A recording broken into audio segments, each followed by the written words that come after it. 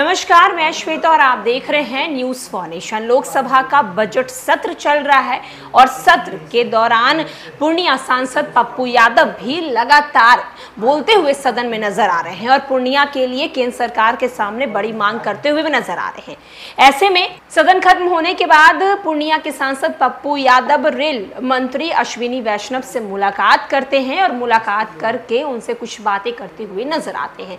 आप सबसे पहले हमारे स्क्रीन पे वो तस्वीर देखिए।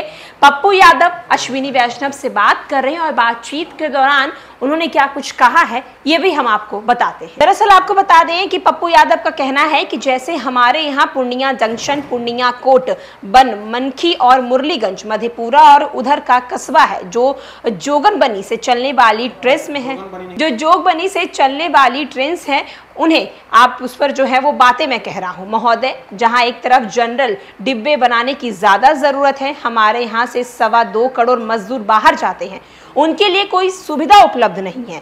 वे ट्रेन में बाथरूम के नीचे बैठकर जाते हैं। कोसी, सीमांचल, मिथिलांचल में सबसे ज्यादा मजदूर जाते हैं, उनके लिए ना तो कोई सुविधा वहां पर उपलब्ध है, ना ही उनके लिए जनरल डिब्बे और उनके लिए टिकट भाड़े में भी कोई रियायत नहीं है।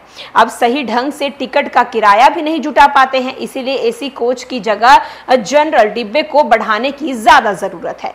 साथ ही साथ पप्पू यादव ने यह भी कहा है कि मेरा सबसे इंपॉर्टेंट सवाल एग्जामिनेशन देने वाले बच्चों के बारे में है। वैसे बच्चे जो किसी भी तरह के एग्जाम देने के लिए अपने जिले से, अपने स्टेट से बाहर जाते हैं, उन बच्चों के लिए मेरा आपसे आग्रह है कि उनको कम से कम 75% जो है वो रियायत दर का टिकट दिया जाए। ओल्ड पेंशनधारी जिनको आपने 300 से 400 रुपए से ज्यादा नहीं देते हैं, उनको भी रियायत दर पर टिकट मिले। साथ ही साथ जो थिएटर के हमारे सबसे बड़े कलाकार हैं, जो गरीब घर से और मिडिल क्लास से आते हैं, थिएटर करने वाले लोग जो बाहर जाते हैं, उनको भी रियायत दर पर टिकट मिले। साथ ही साथ एग्जाम देने वाले बच्चों के लिए भी टिकट का सबसे ज्यादा ध्यान देने का जरूरत है। साथ ही साथ पप्पू यादव ने यह भी कहा है कि मेरे अब अपने क्षेत्र के लिए आग्रह है। मैं अपने क्षेत्र के बारे में कहना चाहता हूं। रामविलास पासवान जी, दिनेश जी और हम लोगों ने कुर्सेला से रुपौली, बिहारीगंज होते हुए सहरसा और बिहारीगंज, बनमनखी से सिमरी और बख्तियारपुर से जो है वो मधेपुरा की तरफ जो है वो सबसे बड़े धाम माना जाता है। और सबसे बड़ी बात उन्होंने ये कहा है कि नेपाल को जोड़ने वाला जो भीमनगर है, नवगछिया से इधर कुर्सेला, मुरलीगंज होते हुए भीमनगर और उस साइड के गलगलिया से बनमनखी होते हुए बिहारीगंज, सिमरी, बख्तियारपुर, उदा, किशनगंज होते हुए कुशेश्वर स्थान और उसके इस साइड में सुल्तानगंज में बिहपुर से आलमनगर तक रेल मार्ग से जोड़ने का काम किया जाए। साथ ही साथ पप्पू यादव ने यह भी कहा है कि मैं अपनी बात खत्म करूंगा।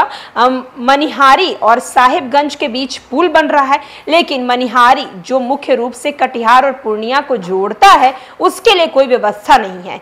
मेरा अंत में आग्रह है कि नवगछिया, पिरपैती, गोंडा और देवघर को जोड़ने के लिए रेल की व्यवस्था की जाए। तो एक तरफ आप देख सकते हैं कि पप्पू यादव सदन के अंदर तो लगातार पूर्णिया के लिए मांग कर ही रहे हैं, बिहार के लिए मांग कर ही रहे हैं।